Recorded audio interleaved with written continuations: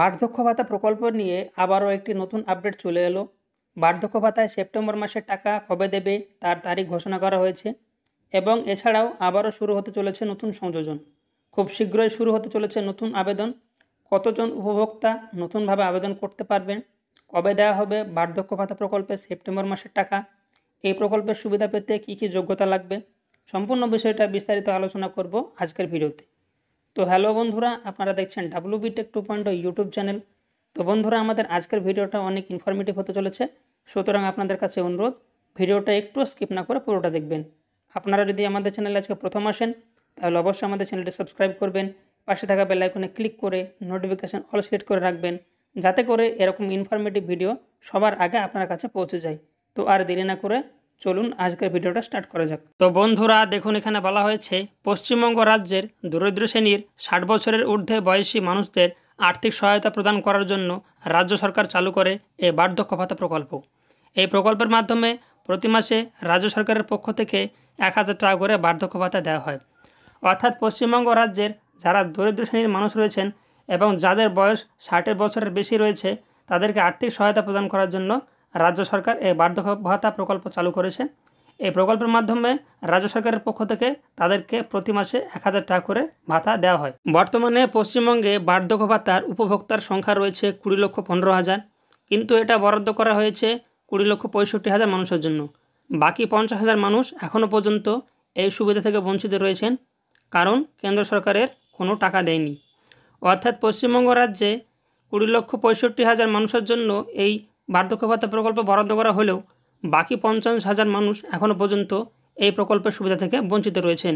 কিন্তু সরকার এই বঞ্চিত মানুষদের সুবিধার আওতায় আনতে চাইছে। নবান্নের পক্ষ থেকে আরও 50,000 উপভোক্তাকে ভাতা প্রদান করা হবে। একজন রাজ্য আধিকারিক এই প্রসঙ্গে বলেছেন, কেন্দ্রের দেওয়া টাকা রাজ্যের পাওনা, তাই আরও 50,000 নতুন উপভোক্তাকে কেন্দ্রীয় পোর্টালে নিবন্ধিত করা হচ্ছে।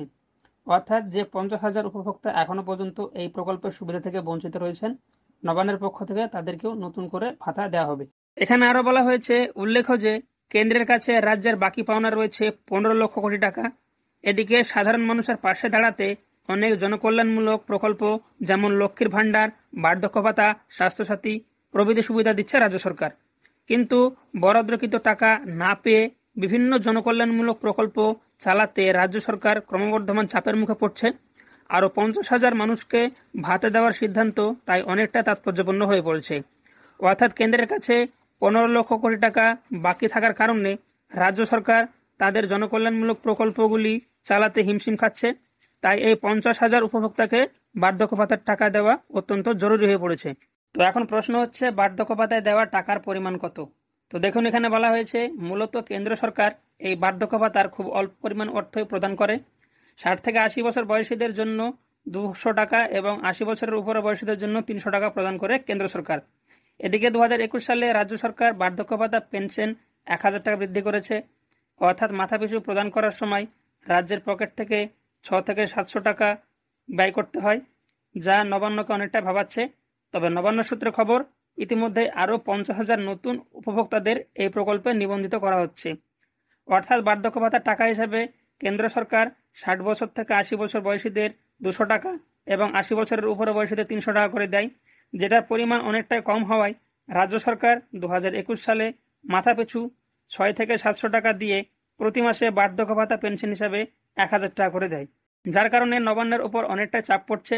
তবে নবান্ন সূত্রে খবর, খুব শীঘ্রই 50,000 নতুন উপভোক্তাদের এই প্রকল্পে যুক্ত করা হবে।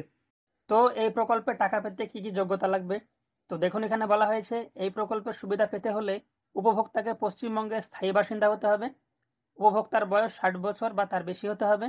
উপভোক্তা যদি শারীরিকভাবে প্রতিবন্ধী হয় তাহলে তার বয়স 55 বছর বা তার বেশি হবে। তো এখন প্রশ্ন হচ্ছে, কবে দেবে টাকা? তো দেখুন, এখানে বলা হয়েছে সরকারের সূত্রের খবর অনুযায়ী ইতিমধ্যেই উপভোক্তাদের ব্যাংক অ্যাকাউন্টে এই প্রকল্পের টাকা ঢোকা শুরু হয়ে গিয়েছে। চলতি মাসের 15 তারিখের মধ্যে সমস্ত উপভোক্তা এই বার্ধক্য ভাতা প্রকল্পের টাকা পেয়ে যাবেন বলে আশা করা যাচ্ছে। আর যদি 15 তারিখের মধ্যে টাকা না ঢোকে তাহলে চিন্তার কোনো কারণ নেই, চলতি মাসের যে কোনো দিন এই টাকা উপভোক্তাদের অ্যাকাউন্টে চলে আসবে। তো বন্ধুরা, এই ছিল আজকের ভিডিও। আশা করি আজকের ভিডিওর মাধ্যমে সমস্ত বিষয়টা আপনাদের কাছে ক্লিয়ার হয়েছে যে কবে ঢুকবে বার্ধক্য ভাতা প্রকল্পের সেপ্টেম্বর মাসের টাকা পেতে কি কি যোগ্যতা লাগবে, সমস্ত কিছু বিস্তারিত আলোচনা করলাম আজকের ভিডিওতে। তো বন্ধুরা, আমাদের আজকের ভিডিওটা আপনাদের কাছে কেমন লাগলো অবশ্যই আমাদেরকে কমেন্টের মাধ্যমে জানাবেন। ভিডিওটি যদি আপনাদের কাছে ভালো লাগে তাহলে অবশ্যই ভিডিওটাতে একটি লাইক করবেন। চ্যানেলে নতুন হলে অবশ্যই চ্যানেলটি সাবস্ক্রাইব করবেন। ভিডিওটি বন্ধু-বান্ধবদের সাথে শেয়ার করে তাদেরকে এই ইনফরমেশনটি দেওয়ার চেষ্টা করবেন। দেখা হচ্ছে আরেকটি নতুন ভিডিওতে। ধন্যবাদ।